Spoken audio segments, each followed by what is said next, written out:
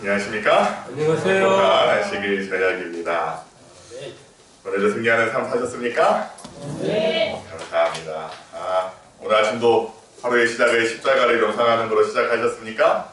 네. 오늘 하루 종일 다른 사람들을 용서하며 사셨습니까? 네. 저는 저희 아내가 오면 항상 무섭습니다.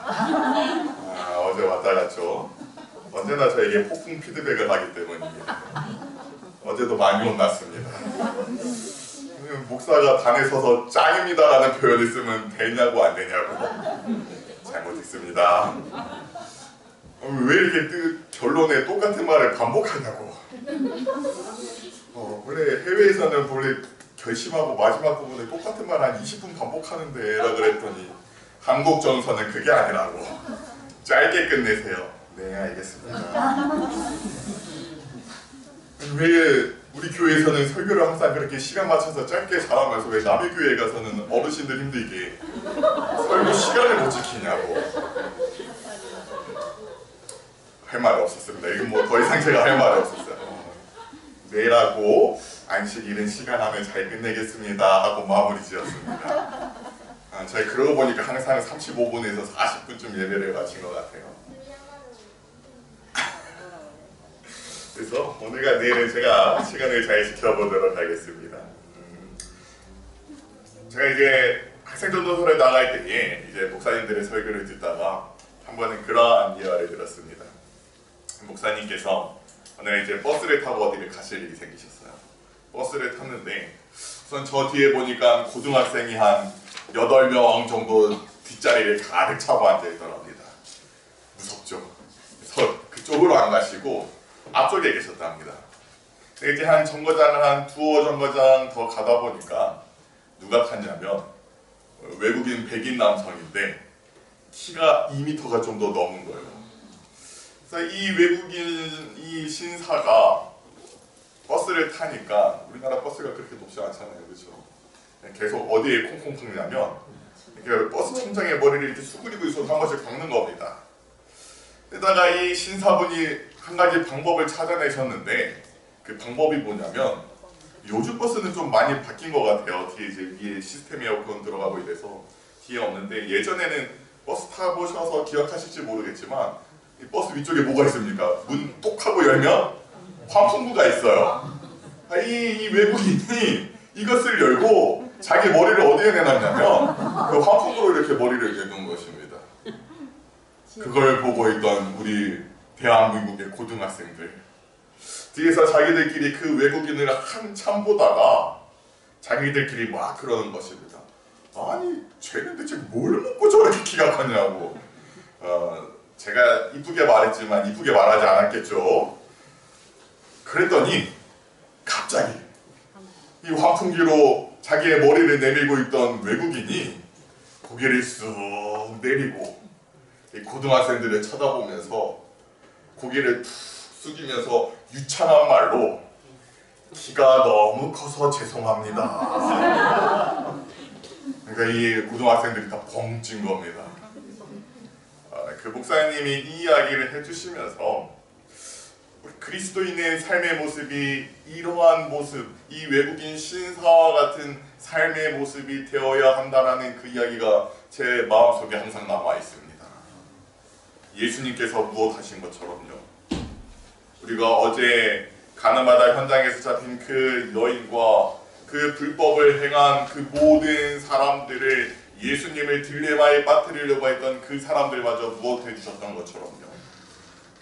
용서하여 주셨던 것처럼 그들이 소리 소문 없이 다시 자신의 자리로 돌아갈 수 있는 기회를 주셨던 것처럼 우리의 모든 삶이 십자가 위에서 가장 먼저 자신의 십자가에 못 박은 그 로마 군사들을 향하여 아버지여 저희가 하는 일을 알지 못하니 저희의 죄를 사하여 주시옵소서라고 이야기하였던 것처럼 우리는 그러한 그리스도인의 삶을 살아가야 하는 하나님의 자녀들인 것 같습니다.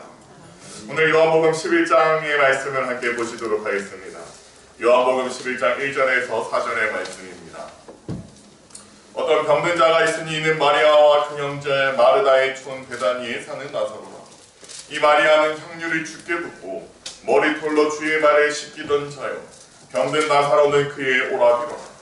이에 그 누이들이 예수께 사람을 보내어 가로되 주여 보시옵소서 사랑하시는 자가 병들었나이다 하니 예수께서 들으시고 가라사대 이 병은 죽을 병이 아니라 하나님의 영광을 위함이요 하나님의 아들로 이를 인하여 영광을 얻게 하려 함이라 하시더라.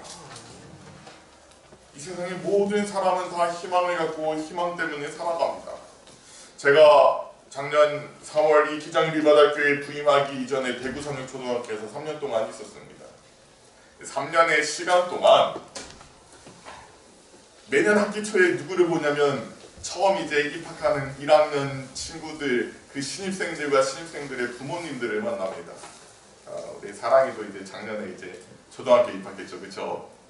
근데 그 처음 이제 막 유치원에서 막 떠들고 놀고 자기 마음대로 놀다가 처음으로 이제 학교 교복을 입고 이 뭔가 정형화된 학교 안으로 들어온 그 1학년 친구들을 보면 항상 재밌습니다. 약간의 두려움감, 기대감과 긴장감이 가득한 얼굴로 딱 신입생 환영회를 앉아 있어요. 그럼 그 뒤에는 다 누가 앉아 있습니까? 그 부모님들이 쭉 앉아 계시죠. 그 부모님들의 모습은 어떻습니까? 딱 하나로 통일됩니다. 자기 자녀를 바라보는데 무슨 눈빛이에요? 사랑의 눈빛, 기대가 가득한 눈빛으로 자신의 자녀를 바라보고 있는 그 모습을 제가 매년 보았습니다. 어린아이를 어린이집에 보내고 자신의 자녀를 학교로 보내는 부모들의 그 눈빛은 언제나 자기의 자녀가 건강하게 올바르게 이 사회의 정직한 자로 자라날 것을 기대하며 살아갑니다. 결혼식을 마치고 나가는 부부도 언제나 희망을 갖고 새 신혼 출발을 합니다. 봄에 씨를 뿌리는 자들은 가을에 무엇을 맺기를 기원하면서 씨를 뿌립니까? 풍성한 열매를 맺기를 바라면서 그 씨를 뿌리고 그 곡식이 자라나는 모습을 바라봅니다. 비록 내가 오늘 아파서 병들어 병원에 누워있을지라도 이제 곧 내가 다시 무엇할 것이라는 것을요. 회복되어 내 삶으로 돌아가 내가 하고 싶은 것을 할 수 있을 것이라는 그러한 희망을 가지고 살아갑니다. 이 세상의 모든 사람들은 다 희망을 가지고 살아갑니다. 여기 계신 우리 모든 도청교회 성도님들도 각자의 무엇을 가지고 계십니까? 한 분 한 분 가지고 있는 그 분명한 희망이 있을 것입니다. 그러나 우리가 이 세상을 살아가면서 이 세상 가운데 가지는 우리의 희망은 영원하지 않습니다. 우리가 이 세상에서 가지는 그 희망은 잠깐의 희망인 것입니다. 우리에게 영원한 희망을 주실 수 있는 분은 바로 예수 그리스도밖에 없기 때문입니다. 그래서 우리가 예수님을 인류의 소망, 시대의 소망, 영어로 Desire of Age라고 해서 각 시대의 희망이라고 우리가 부르는 것입니다. 예수님께서 이 땅에 오신 이유도 무엇입니까? 우리에게 이 세상에서 단편적으로 영원하지 않는 한정적인 희망을 가지는 삶이 아니라 누구를 통해서요? 예수 그리스도를 통하여서 우리를 위하여 십자가에 달려 우리를 위해 희생하신 그 예수 그리스도를 통하여 우리가 이 세상에서 바라보고 가져야 할 영원한 희망을 우리에게 알려주시기 위하여 예수님께서 이 땅에 오신 것입니다. 그 예수님께서 이 땅에 오셔서 분명히 당신의 자녀들을 위하여 해결해야 할 한 가지가 문제가 있었습니다. 그것은 바로 무엇이냐면 죽음에 관한 문제인 것입니다. 이 세상의 모든 사람들은 태어나 무엇할 수밖에 없냐면 죽을 수밖에 없습니다. 그러나 처음 아담과 하와를 창조하신 하나님의 계획에 당신의 형상을 닮은 당신과 같이 사랑할 수 있는 이 인류가 죽는 계획은 있었습니까? 없었습니까? 없었어요. 하나님과 함께 그 에덴 동산에서 함께 어울러 영원한 행복한 삶을 사는 것이 하나님의 계획이었지. 죄로 인하여 하나님과 단절되어 우리가 고통받고 우리가 노력해야 되고 우리가 출산해야 되고 우리가 수고하지 않으면 무엇을 얻지 못하는 그 우리의 아픔은 하나님의 계획이 아닙니다. 그래서 예수님께서 이 땅에 오셔서도 우리에게 영원한 희망을 주시기 위해서는 가장 먼저 무슨 문제를 해결해 주셔야 하냐면 이 세상에서 우리에게 주어진 그 얼마의 시간을 살고 죽을 수밖에 없는 당신의 자녀들에게 우리가 누구를 믿으느냐? 예수 그리스도를 믿으면 너희가 영생을 얻으리라 라는 그 분명한 희망을 우리에게 주셨어야 됐습니다. 그래서 우리가 첫날 이 성경을 한 절로 압축하면 무슨 절을 떠오른다 그러셨습니까? 요한복음 3장 16절의 말씀처럼 하나님이 세상을 이처럼 사랑하사 독생자를 우리에게 주셨으니 이는 저를 믿는 자마다 멸망치 않고 무엇을 얻으리라요? 영생을 얻으리라. 이 영원한 생명이 우리에게 주어진다라는 그 희망을 예수님께서 우리에게 분명히 주셔야 했습니다. 예수께서 본래 마르다와 그 동생과 나사로를 사랑하시더니 나사로가 병들었다 함을 들으시고 그 계시던 곳에 이틀을 더 유하시고 그 후에 제자들에게 이르시되 유대로 다시 가자 하시니 예수님이 이 땅에 계시면서 가장 많이 방문한 집이 어디라고 말씀드렸습니다. 나사로, 베다니의 나사로의 집이었습니다. 시대의 소망은 이렇게 이야기합니다. 예수께서는 때때로 나사로의 가정에서 휴식을 얻으셨다. 구주께서는 집이 없으셨기 때문에 친구들과 제자들의 후원 대접에 의존하셨으며 가끔 피로하고 인간의 우정이 갈급할 때에는 분노한 바리새인들의 의심과 질투에서 벗어나 이 평화스러운 가족에게 피하기를 즐기셨다라고 이야기합니다. 우리와 같은 이 사람의 육체를 가지시고 사람의 성향을 가지시고 우리와 같이 무엇하시고 우리와 같이 고통받으시고 우리와 같이 피곤함을 느끼시고 우리와 같이 외로움을 느끼시고 우리와 같이 아픔을 느끼시는 그 예수님께서 이 세상에서 공생의 기간 그분이 치유가 필요하고 힐링이 필요할 그때마다 어느 집에 가셨다라고 이야기합니까? 베다니 나사로의 집에 가셨다라고 이야기하고 있는 것입니다. 이곳에서만큼은 그가 누구와 논쟁할 필요가 없었습니까? 바리새인들하고 논쟁할 필요가 없었어요. 자신을 찾는 그 수많은 사람들의 그 강구에 놓여있지 않으셔도 됐습니다. 그저 정말 있는 그대로 나사로와 마르다와 마리아가 예수님을 챙겨주는 그 행복을 마음껏 누리실 수 있었던 것이 바로 이 베다니 나사로의 집이었습니다. 그런 예수님께서 지금 누가 아픈데요? 나사로가. 단순한 나사로가 아닙니다. 성경은 분명하게 표현합니다. 뭐라고요? 예수님께서 사랑하시던 나사로가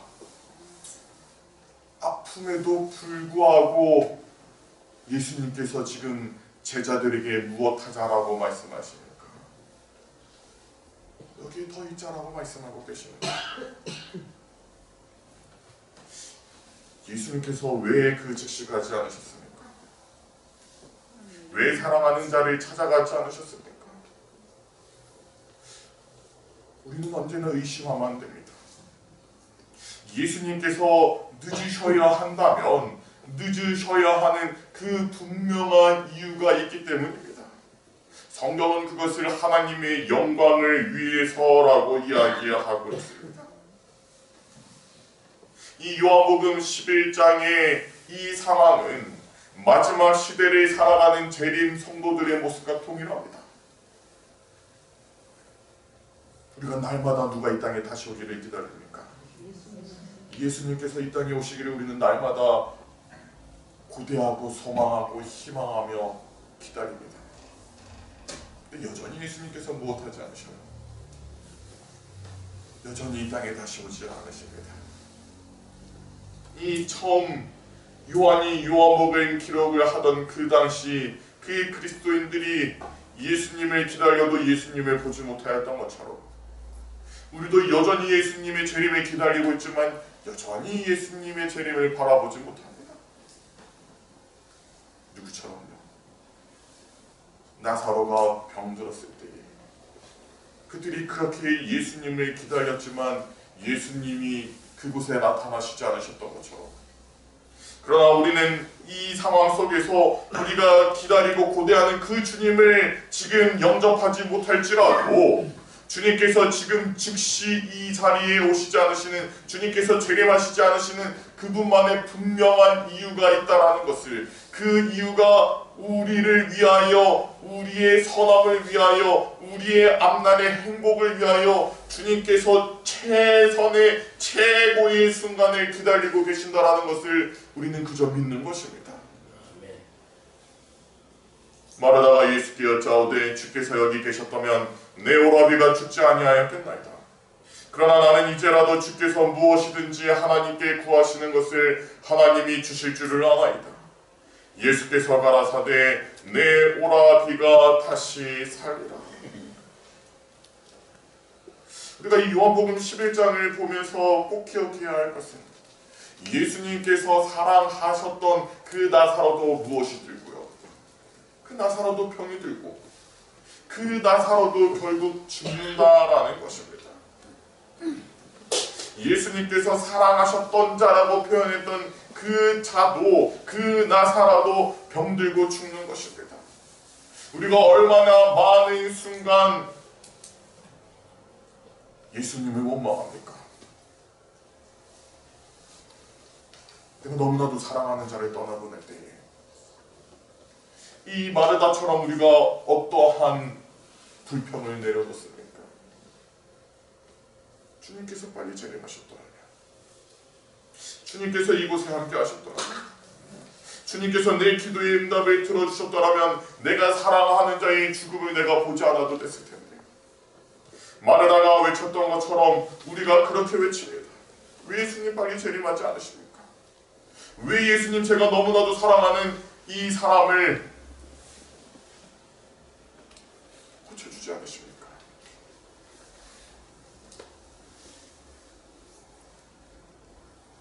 마르다가 그렇게 예수님에게 주께서 여기 계셨더라면 내 오라비가 죽지 아니하였겠나이다 라고 말하는 것처럼 우리도 수없이 그렇게 하나님께 울부짖는 것입니다.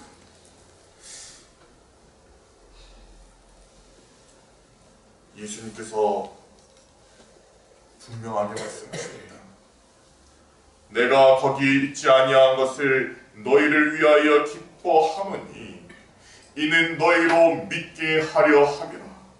그러나 그에게로 가자 하시되, 예수님께서 그 의아해하는 제자들이 왜 예수님께서 사랑하였던 그 나사로에게 바로 가시지 않느냐라는 의문을 가지는 그때에 무엇이라고 말씀하십니까? 너희로 믿게 하려 함이라. 요한복음을 처음부터 끝까지 우리 덕천교회 성도님들이 정말 자세히 살펴보시기를 바랍니다. 그러면 이 요한복음의 많은 경우에 무슨 표현이 반복되고 있는 것을 보게 되냐면 너희로 믿게 하려 함이라 라는 이 표현이 반복되고 있습니다. 예수님께서 이 요한복음에 주시는 모든 기별들이 그 요한복음 11장에 자신이 사랑하였던 자를 고치러 가시지 않은 그 상황 속에서도 무엇이라고 말씀하시냐면 너희로 믿게 하려 함이라 라고 우리에게 말씀하고 계시는 것입니다. 예수님은 이 땅에 오셔서 이 죽음의 문제를 분명히 해결하셔야 됐습니다. 예수님께서 나사로 이전에 이미 사람을 살리신 적이 있으세요? 없으세요? 사람을 살리신 적이 있습니다. 이 나사로 이전에 몇 번이나 죽은 사람을 살리냐면 2번이나 죽은 사람을 살립니다. 첫 번째는 언제요? 나이성 가부의 아들을 위해서. 예수님께서 무엇하실 때요? 마태복음 5장과 6장과 7장에서 어디에 올라가셔서요? 무리를 이끌고 산에 올라가셔서, 우리가 그 산이 어느 산인지는 알지 못하지만 우리가 그 산을 지금 그냥 축복의 산으로 명합니다. 그곳에서 하나님의 나라가 어떠한 곳인지, 그 하나님의 나라에 들어갈 사람은 어떠한 자들인지, 이전까지 하나님의 사랑에 오해하고 하나님이 주신 기별을 올바로 이해하지 못하던 그 이스라엘 백성들에게 예수님께서 그 산에 오르사 탈복으로부터 시작해서 우리가 어떻게 하늘나라에 갈 수 있는지, 우리가 어떻게 하나님의 자녀로 살아갈 수 있는지를 무엇하시고요? 침식을 하셨고, 이 산상보호는 예수님께서 가장 처음 자신의 말씀을 선포한 사건입니다. 마치 누가요? 우리나라의 대통령들이 대통령 취임식을 하며 그 취임식 때의 연설을 통해서 앞으로 대통령으로서 이 나라를 어떻게 이끌고 가고 내가 이 나라를 위해서 무엇을 하고 하는 그 이야기처럼 예수님께서 이 마태복음 5장, 6장, 7장의 산상보훈을 통하여 취임 연설을 하시고 그 무리를 이끌고 내려오실 때에 마태복음 8장에 누구를 만나는 것입니까? 이 장래 행렬을 만나고 계시는 것입니다. 여기 누가복음 7장 11절에서 16절까지의 말씀을 보면 이렇게 기록합니다. 그 후에 예수께서 나인이라는 성으로 가실세 제자와 허다한 무리가 동행하더니 성문에 가까이 오실 때에 사람들이 한 죽은 자를 메고 나오니 이는 그 어미의 독자여 어미는 가보라. 그 성에 많은 사람들도 그와 함께 나오거늘 주께서 가부를 보시고 불쌍히 여기서 울지 말라 하시고 가까이 오사 그 간에 손을 대시니 맨 자들이 서는지라.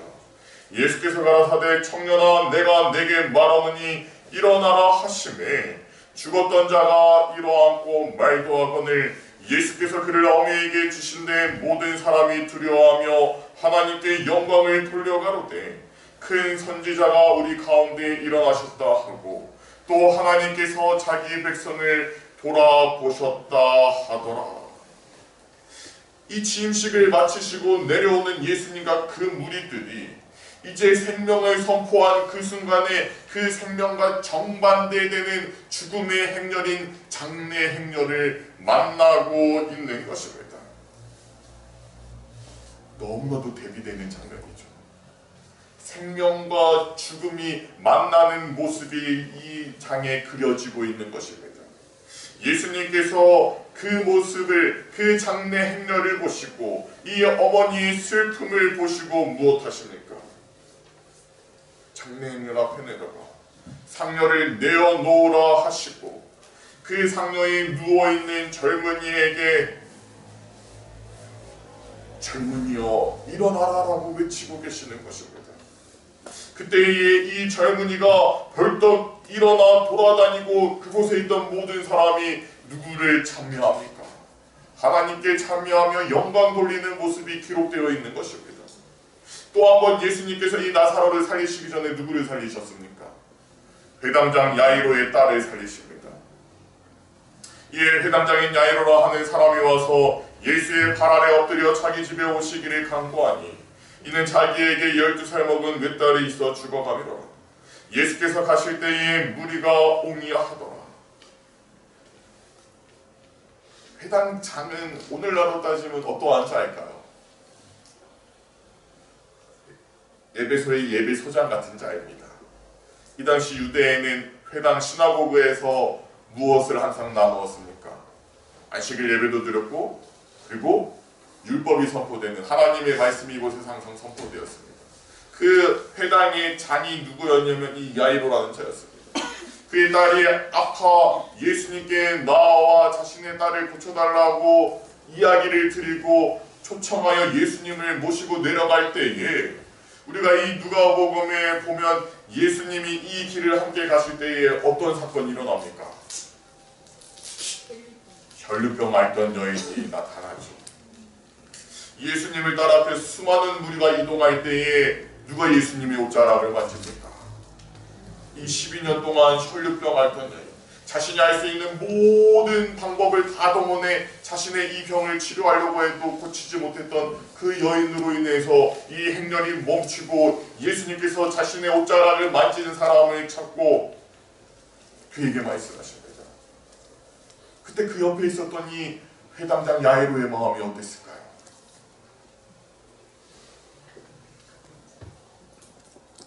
얼마나 속이 탔을까요? 지금 누가요? 자기 딸이 죽음이 가까운 그 아픔으로 인해서 죽을 것 같아 지금 누구를 모시러 왔는데요. 예수님을 모시러 와 자기의 집에 초청해 가고 있는데 그 가는 길에 생각지도 못했던 사건이 일어나고 있는 것입니다. 그럼에도 이 야이로는 예수님을 재촉할 수 있습니까? 없습니까? 재촉할 수 없어요. 그때 무슨 소식이 들립니까? 아직 말씀하실 때에, 예수님께서 말씀하시는 그때에 회당장의 집에서 사람이 와서 말하되 당신의 딸이 죽었나이다. 선생을 더 괴롭게 마소서 하거늘 예수께서 들으시고 가라사대 두려워 말고 믿기만 하라. 그리하면 딸이 구원을 얻으리라 하시고 집에 이르러 베드로와 요한과 야고보와 및 아이의 부모 외에는 함께 들어가기를 허락지 아니하시니라. 모든 사람이 아이를 위하여 울며 통곡하매 예수께서 이르시되 울지 말라. 죽은 것이 아니라 잔다 하시니 저희가 그 죽은 것을 아는 거로 비웃더라. 예수께서 아이의 손을 잡고 불러가라사대 아이야 일어나라 하시니 그 영이 돌아와 아이가 곧 일어나거늘 예수께서 먹을 것을 주라 명하신데 그 부모가 놀라는지라. 예수께서 경계하사 이 일을 아무에게도 말하지 말라 하시니라. 그 혈루병 여인을 만난 그 사건으로 인하여 주님께서 말씀하실 때에 이미 이 야이로의 집에서 누가 죽었다라는 소식이 전달됩니까? 야이로의 딸이 죽었다라는 소식이 전달되고 더 이상 예수님을 괴롭히지 말고 보내드리라라고 이야기합니다. 그때 예수님께서 무엇하셔요? 아이가 죽은 것이 아니라 잠들었다. 내가 깨우겠노라라고 말씀하세요. 나사로 이전에 이미 이렇게 두 번 죽은 자를 살리시는 일을 행하였습니다. 그러나 이미 나사로 이전에 예수님께서 두 번의 죽은 생명을 살리셨음에도 사람들은 예수님께서 죽은 자를 살리셨다는 사실을 믿었습니까? 믿지 않았습니까? 믿지 않았어요. 왜 그러냐면 나사로를 살리시기 이전에 이 나인성 과부의 아들과 회당장 야이로의 딸을 살리시는 그 시기가 문제였습니다. 먼저 나인성 과부의 아들은 오늘날 우리는 며칠장을 치릅니까? 3일장을 치르죠. 근데 이 당시 이스라엘에는 오늘과 같은 그러한 냉동시설이 있었습니까? 없었습니까? 없었어요. 가난한 자들은 시체를 보관할 방법이 없었습니다. 그러면 오늘처럼 우리처럼 3일장을 치르는 것이 아니라 만약 그날 오전이든 오후든 죽으면 그날 바로 무엇을 치르냐면 가난한 자일수록 바로 장례를 치릅니다. 우리처럼 어떠한 그러한 관을 짜는 게 아니에요. 그냥 나무에다가 종려나무를 걸치고 그 종려나무를 시체에 감싸 묶어서 그냥 거기에 얹어서 갑니다. 그게 이들의 장례식이었어요. 다시 말해 예수님께서 이 나인성 과부의 아들을 살리셨을 때도 이스라엘 사람들은 아니다. 그냥 그 젊은이가 죽지 않았는데 예수님께서 큰 소리 치니까 누가 일어났다라고 이야기합니까? 그 젊은이가 그냥 일어난 것이다라고 이야기합니다. 회당장 야이로의 딸도 마찬가지입니다.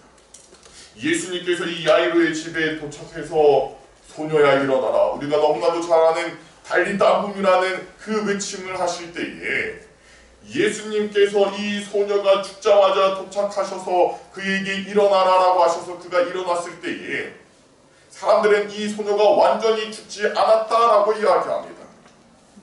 왜 그러냐면 그 당시 일반적인 유대인의 신앙에 따르면 개인의 영혼은 부활이 있을 것을 바라면서 3일 동안 육체 위를 대한다라고 믿었습니다.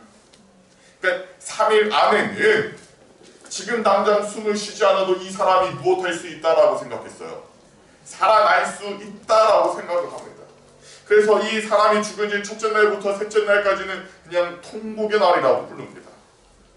근데 며칠이 지나고 나서는요, 3일 이후 4일이 된 그 순간부터는 이 이스라엘 사람들에게 무엇의 희망이 없다라고 믿었냐면, 사람이 죽은 지 4일이 지난 이후에는 이제 더 이상 이 사람이 부활할 수 없다라고 이스라엘 사람들은 믿었습니다.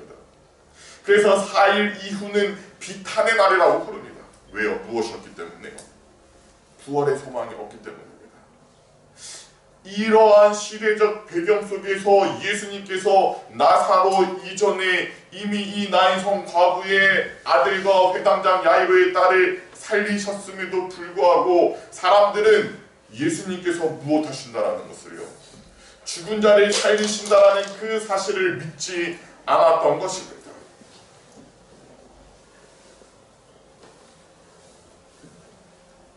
예수님께서 이 땅에 오셔서 분명하게 해두어야 할 한 가지 문제는 예수님께서 무엇을 이기시는 자라는 것입니까?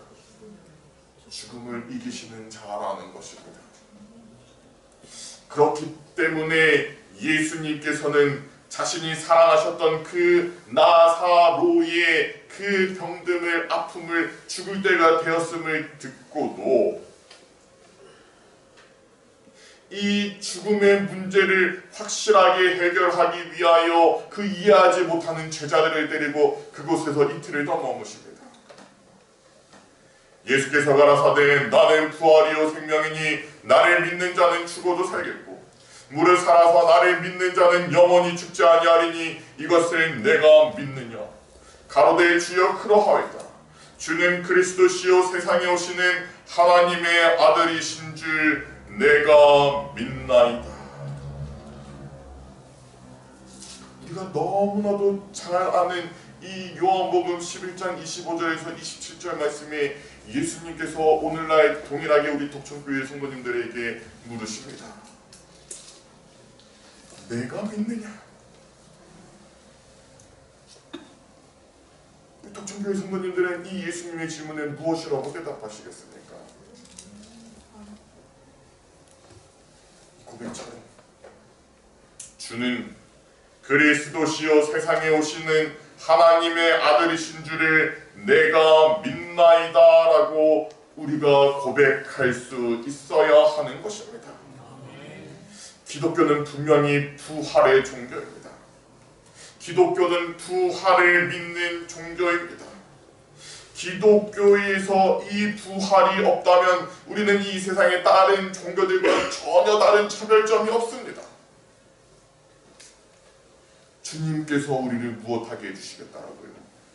영생, 영원한 생명을 주시겠다라는 것이 기독교의 복음의 핵심인 것입니다. 예수님의 제자들이 예수님이 승천하신 이후에도 그들이 온 세상을 두루다니며 전한 그 기별의 내용도 무엇입니까? 누가 살아나셨다고요? 예수님께서 살아나셨다고. 예수님께서 죽은 지 3일이 지난 후에 그분이 다시 살아나신 것을 내가 무엇했다고요? 내가 보았다라는 것입니다. 이 예수님의 제자들 가룟 유다를 제외하고 다시 한 제자를 보충하여 예수님이 12제자가 그들이 다 무엇하였습니까? 다 이 기별을 전하였습니다. 예수님의 제자들이 이 기별을 전할 때마다 로마의 당국에서는 이들을 어떻게 합니까? 옥에 가두고 무지막지하게 때립니다. 무엇하지 말라고요? 예수님이 다시 살아나셨다라는 그 부활의 복음을 전하지 말라라고 이들을 협박하고 구타하고 감옥에 가둬둡니다. 그러나 이들이 다시 풀려나면 또 무엇합니까? 또 가서 내가 예수님이 살아나셨다는 것을 보았다라는 그 기별을 전하는 것입니다. 내가 살아나신 예수님을 보았고 내가 살아나신 예수님을 만졌는데 내가 경험한 그 경험을 어떻게 전하지 않을 수 있느냐라는 것이 이 제자들의 분명한 마음이었습니다. 그들이 무엇하기까지요? 이 요한복음을 기록한 요한 외에 예수님의 모든 제자들이 다 무엇당합니까? 순교당합니다. 요한도 사실 어디에 던져졌는데요? 끓는 기름통에 던져졌는데 예수님께서 그를 아직 죽지 못하게 하셨죠. 우리가 생각지도 못하는 그 고통을 이 제자들이 겪습니다. 무엇 때문에요? 살아나신 예수님을 전하기 때문에. 누가 거짓말을 전하기 위해서 자신의 생명을 걸까요? 누가 거짓된 일을 전하기 위해서 자신의 생명을 겁니까? 제자들이 자신들의 생명을 바쳐 죽기까지 그들이 이 복음을 전할 수 있었던 이유는 그들이 경험하였기 때문입니다. 우리는 그리스도인은 기독교인은 재림 성도는 이 마지막 남은 백성은 우리에게 말씀이 육신이 되어 거하셔서 우리에게 주신 이 진리의 기별을 땅끝같이 외치는 자들입니다. 다시 말해 우리의 모든 삶의 결심이 누구처럼요? 예수님의 부활의 그 복음을 이 세상에 전하다가 순교당하였던 그 제자들처럼 우리 또한 어떠한 결심을 해야 하는 것입니까? 우리 또한 순교자가 되겠노라라는 결심을 우리는 갖고 있어야 됩니다. 내가 이 복음을 전하다가 죽으면 죽으리라는 그 마음이 우리 독철교회 성도님들의 마음을 사로잡고 있어야 하는 것입니다. 만약 내가 이 기별을 전하는 것이 아직 두려우십니까? 내가 나의 주변의 사람들에게 내가 제7일 안식일 예수 재림교회를 다닌다는 것을 밝히는 것이 부끄러우십니까?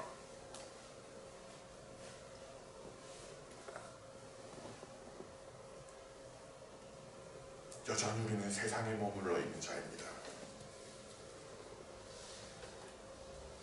우리가 우리를 위하여 십자가에 달려 돌아가신 그 예수님이 십자가에 달리신 이 안식일 예비일 저녁, 이 안식일 저녁 예배의 안식일의 첫 시간에 다시 한번 우리 자신을 깊이 되돌아보시기를 바랍니다.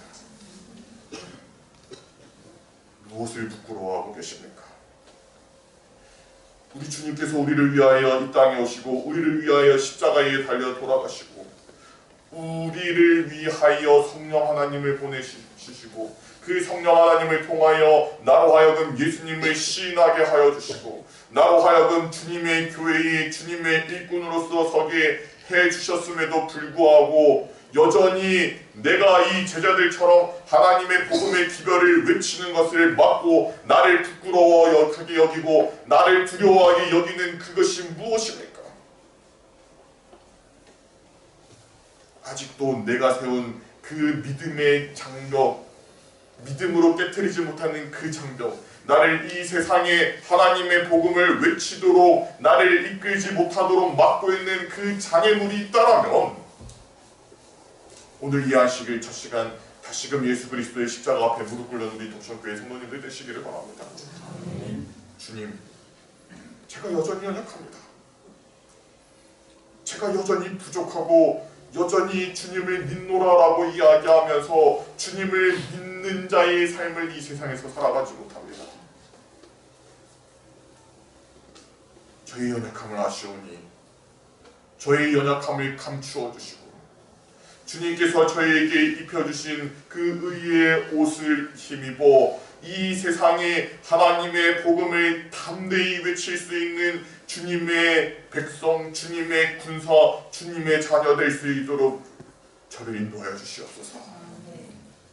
이것이 오늘 이 자리에 있는 우리 모든 덕천교회 성도님들의 기도가 되기를 소망합니다. 네.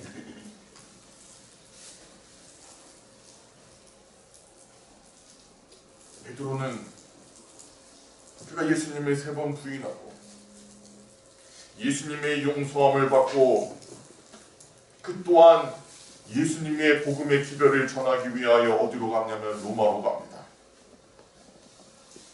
로마에서 그가 정말 많이 감옥에 갇혀요. 끊임없이 베드로가 복음 사업을 전할 때마다 온갖 고문을 당하고 감옥에 갇히고 어려움을 겪습니다. 이 베드로가 너무 힘들어서 자신의 제자를 데리고 로마를 도망하려고 합니다. 로마의 동쪽 문으로 나가 도망가는 그때에 그가 무엇을 보냐면 십자가를 짊어지고 로마로 가는 예수님을 봅니다. 이게 우리가 정경으로 받아들이지 않지만 베드로서라는 외경에 기록되어 있는 내용입니다. 베드로가 그 주님을 보고 주님 어디로 가십니까? 라고 묻습니다. 내가 다시 저 로마로 간다. 왜 로마로 가십니까? 내가 저 로마에 이 복음을 전하는 것을 두려워하여 도망가기 때문에 너를 대신하여 내가 다시 십자가를 지으러 저 로마로 간다라고 이야기합니다. 이 베드로가 그 예수님 앞에 무릎 꿇고 주님, 제가 잘못하였습니다. 제가 다시 로마로 가겠습니다 라고 이야기하고 그 즉시 어디로 가냐면 다시 로마로 돌아가요.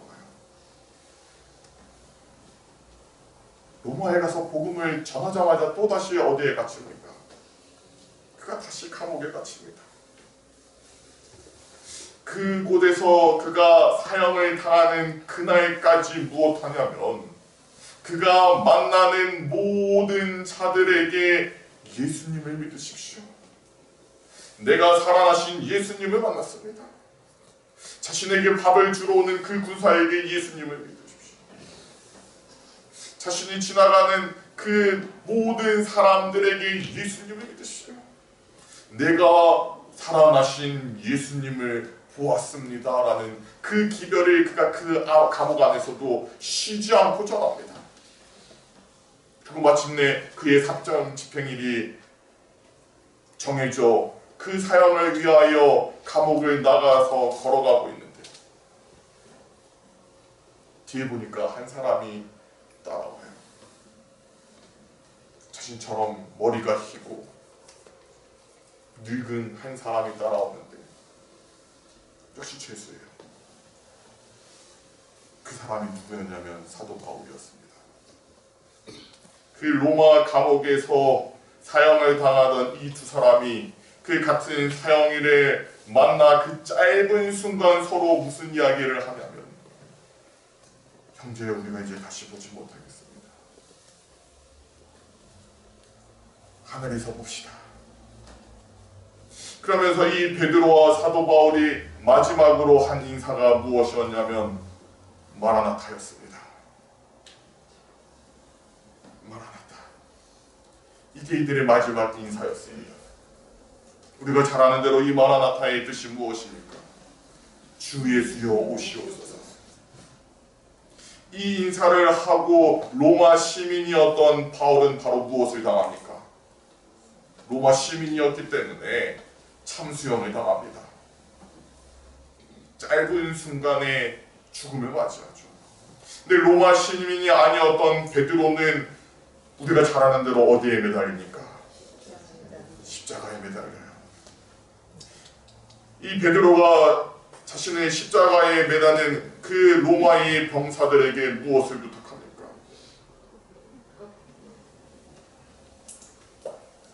그 병사들에게도 여전히 마지막 하는 그 길까지 예수님을 믿으시오라고 합니다. 그리고 마지막으로 그 처형장에 다가왔을 때에 이 병사들에게 부탁을 합니다. 나에게 마지막 부탁이 있는데 나를 십자가에 못 박을 때에 나를 똑바로 십자가에 못 박지 말고 어떻게 못을 박아달라고요. 이 십자가를 거꾸로 세워 못 박아달라고 로마 군사들에게 부탁을 합니다.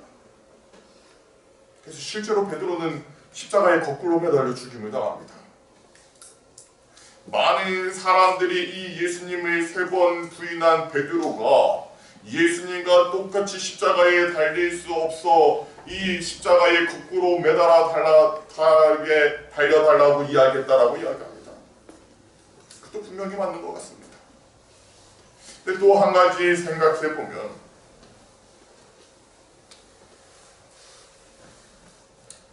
저의 개인적인 생각이기도 합니다. 십자가에 똑바로 못이 박혀 죽으면 자신의 생명이 다하는 그 순간 어디를 쳐다볼 수밖에 없습니까? 땅을 쳐다볼 수밖에 없습니다. 결국은 그 고개가 아래로 떨어지기 때문입니다. 근데 이 베드로가 부탁한 것처럼 그가 십자가에 거꾸로 매달렸기 때문에 베드로는 죽는 순간까지 어디를 바라보았습니까? 하늘을 바라보았습니다. 왜 십자가가 가장 잔인한 형벌인 줄 아십니까? 제가 이 니고데모 이야기를 하면서도 말씀드렸지만 너무 고통스러운데 예수님은 사실 금방 돌아가셨어요. 그렇죠? 예수님은 무엇이 파열되셨어요? 심장이 파열되셔서 일찍 돌아가셨어요. 근데 본래 이 십자가형은 이 십자가에 매달리는 사람들이 그렇게 금방 죽음을 당하지 않습니다. 몇 날 며칠 일주일 이상 어디에 매달려 있냐면 십자가에 매달려 있어요. 서서히 죽어가는 형벌이 무엇이냐면 십자가형입니다. 그 일주일이 넘는 시간 동안 이 십자가에 매달려 있으면서 그 상처난 모든 곳에 파리들이 달라붙어 이루 말할 수 없는 고통을 겪는 그 형이 무엇이냐면 십자가형인 것입니다.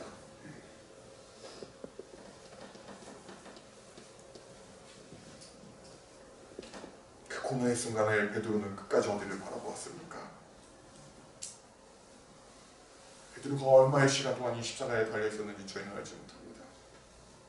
그러나 이 베드로가 십자가에 달려 있었던 그 모든 순간 자신의 생명이 다하여 자신의 눈을 감는 그 순간까지 베드로는 어디만을 바라보았냐면 승천하시는 주님께서 내가 다시 속히 오리라고 말씀하셨던 그 하늘을 바라보았던 것입니다. 왜요? 그는 예수님의 약속을 분명히 믿었기 때문입니다. 그가 순교당하는 그 순간까지 예수님께서 이 땅에 오시지 않았지만 예수님께서 이 땅에 다시 오셔서 지금 내가 죽을지라도 내가 잠들지라도 이 땅에 다시 오시는 주님께서 나를 살려주실 것이라는 그 사실을 베드로는 분명히 믿었기 때문입니다. 그래서 베드로는 죽는 그 순간까지 예수님의 부활을 전하다가 죽었고 마지막 죽는 그 순간까지 하늘로 올라오신 그 하나님, 그 예수님이 계신 하늘을 쳐다보며 그의 생명을 마쳤던 것입니다. 예수님께서는 이 땅에 다시 오실 때에 당신을 따르던 모든 자들의 이름을 부르실 것입니다.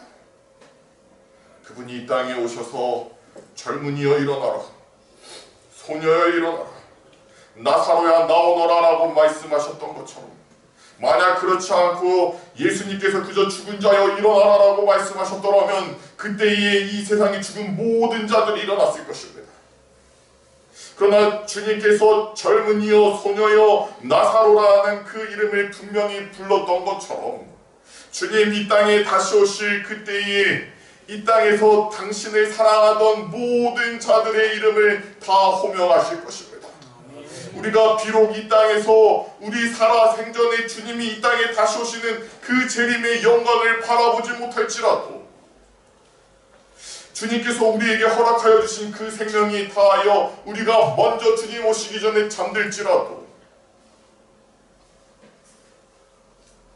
김혜진 집사님이 사랑하는 그 사랑이를 아침 잠자고 있을 때에 그 사랑아 일어나렴 하며 그 사랑스러운 그 목소리로 사랑이를 부르는 것처럼 주님께서 우리의 이름을 호명하여 주실 것입니다.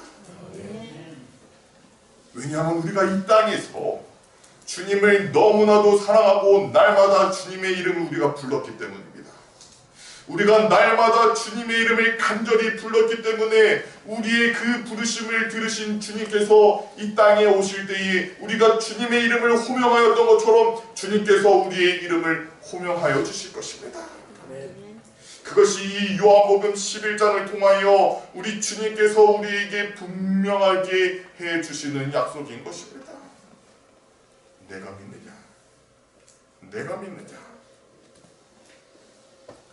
이 세상에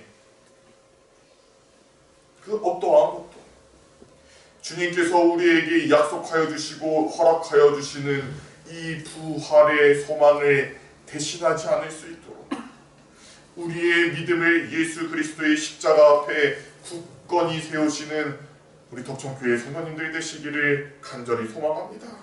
그래서 우리의 삶이 다하는 그날까지 주님 이 땅에 다시 오시는 그날까지 우리가 죽어 주님의 재림을 맞이할지라도 예수 그리스도의 재림은 분명히 내립니다.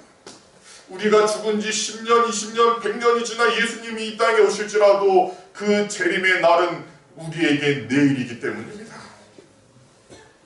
내일 예수 그리스도의 재림의 영광을 부활의 소망을 날마다 간직하고 살아가실 수 있는 그래서 우리가 예수 그리스도의 십자가를 향하는 그 모든 길에 장애물들이 있다면 오늘 이 안식일 다시금 우리가 그 장애물들을 하나님께 제하여 달라고 주님 앞에 무릎 꿇을 수 있는 저와 하나님께서 사랑하시는 우리 모든 덕천교회 성도님들 되시기를 다시 한번 간절히 소망하며 오늘 이 안식일 저녁 예배 말씀을 마치도록 하겠습니다.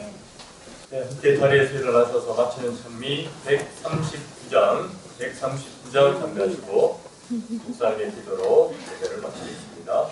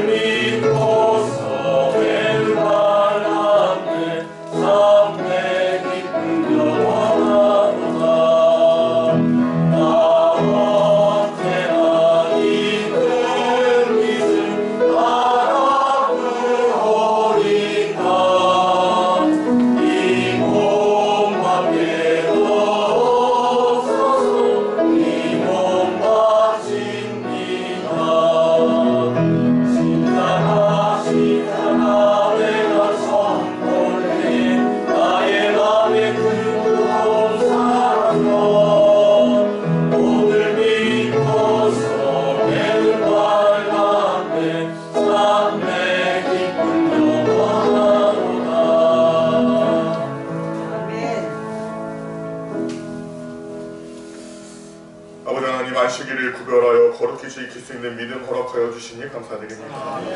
또한 특별히 이 사경의 집회를 통하여 이 요한복음을 통하여 말씀이 육신이 되어 우리 가운데 거하시는 하나님을 마음껏 바라볼 수 있도록 하여 주시니 감사드립니다. 주님께서 이 땅에 오셔서 우리의 소망이 되어주시고 우리의 희망이 되어주시고 우리에게 있는 가장 큰 문제인 죽음의 문제를 해결하여 주시고 우리에게 부활의 소망 허락하여 주시니 감사드립니다.